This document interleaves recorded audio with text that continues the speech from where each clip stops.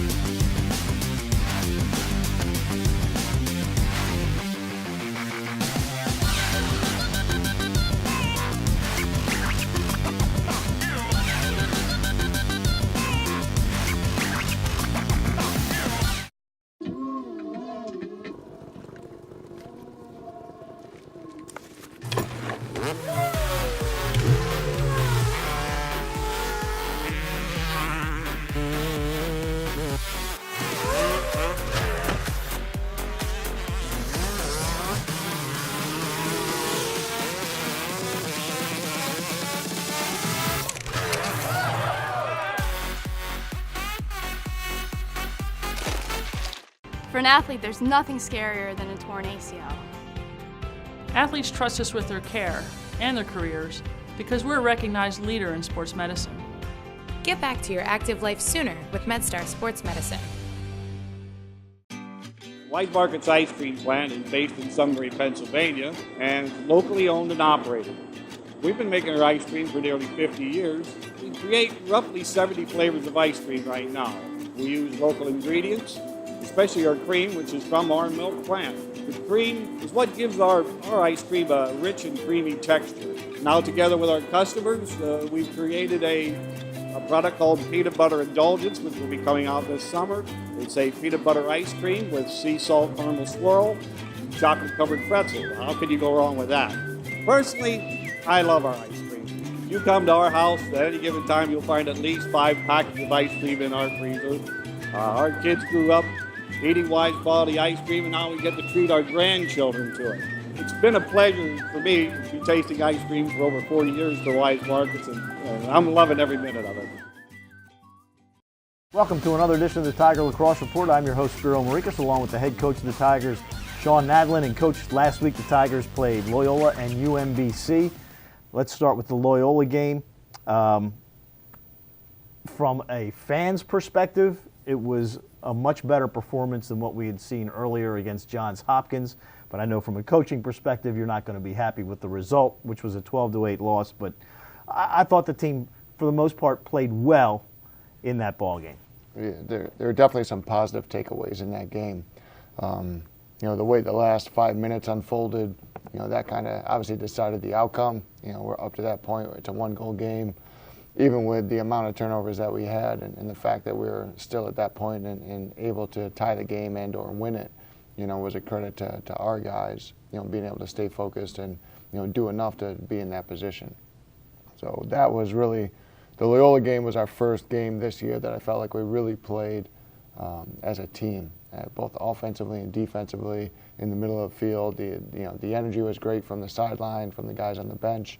The guys were understanding what their roles and responsibilities were, and I think trying to execute that to the best of their ability. We saw something in that game. Alex Woodall, who had just been dominating at the faceoffs, was having trouble, and you made a switch to Steve Stillwell, and he was phenomenal in his performance during that ball game. What was it? Is it just one of those things where, like they say, horses for courses, that Alex just didn't match up well? No, I don't think it was that. I feel like maybe Alex just either wasn't as focused as he needed to. He won the first 2 face-offs in regards to control.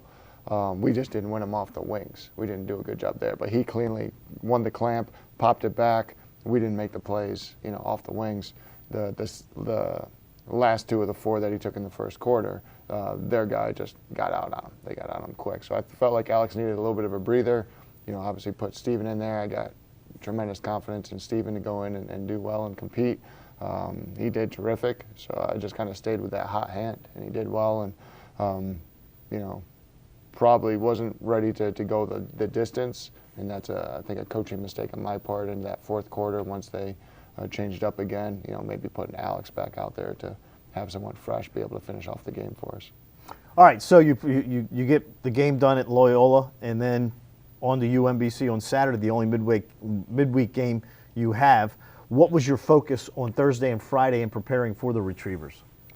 Making sure that we're staying as healthy as possible, getting our bodies ready to play again and compete against a very tough UMBC team. They hadn't played since the previous Friday, so they had a long stretch to recover and prepare. But making sure our guys understood that this game was going to be completely about us as a team. Worrying about our preparation, worrying about our execution, worrying about continuing to move forward. Take the momentum, even though it was a loss against Loyola. There was still some momentum that we built up from that, and being able to move that forward in a more positive way against we knew it was going to be a scrappy UMBC team. So we needed to focus on that Thursday, Friday, and go in as fresh and healthy and focused as possible. Well, you got a tremendous performance from John Mazza. He had 5 goals, 2 assists. Alex Woodall bounced back, had a tremendous day at the face-off circle.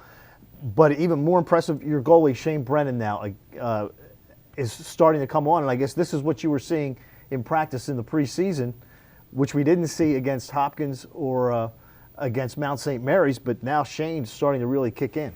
Yeah, I feel like he's settling down. He just maybe that Georgetown game, where he didn't play, just gave him that breather to just settle back and be able to understand, hey, it's a game, and he's communicated this. He's just he felt like that was a good thing. He was able to just kind of refocus himself, understand that it's a game, goals are going to happen, saves are going to happen, not to get too high, too low, not to feel too much pressure on himself, which I think he was doing.